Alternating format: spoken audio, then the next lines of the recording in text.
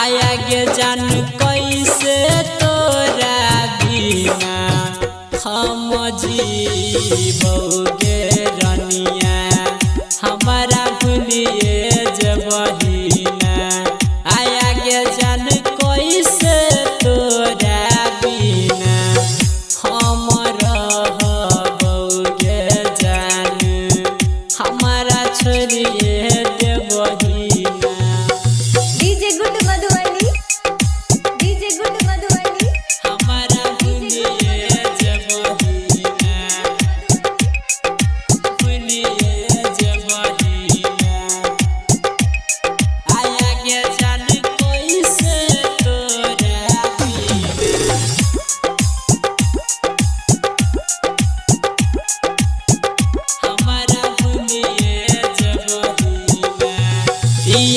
जानू पियरी सारी पहिर के जबहिना आय अपना सैया के तू गैसे सजबहिना। पिया के जान पियरी सारी पहिर के जबहिना आय अपना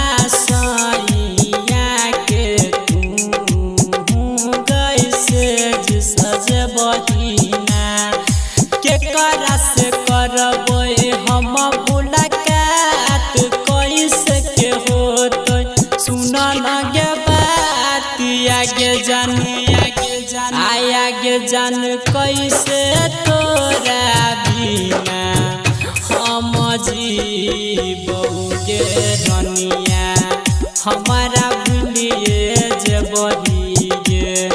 आया गे जान कैसे तोरा बिना हम रहबोगे जान हमारा भूलिए जबहिए।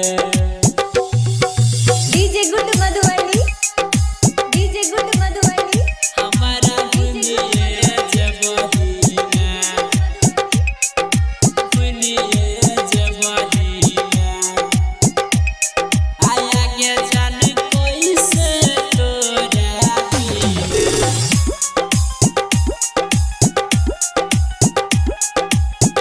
हमारा भूलिए जबहिना।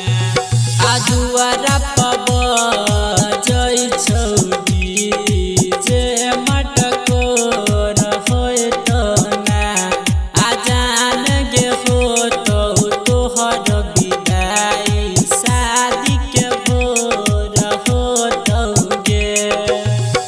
आजुआरा पब जय छौरी जे तोहर मटको रहोय तो गे आजान गे होय तो तोहर विदाई शादी के भोर होय तो ना। गिर छोड़ मंजी के आँख से गेलो चल जबे जान तू हमारा गे छोड़। आया गे जान आया गे जान आया गे जान कैसे तोरा बिना हम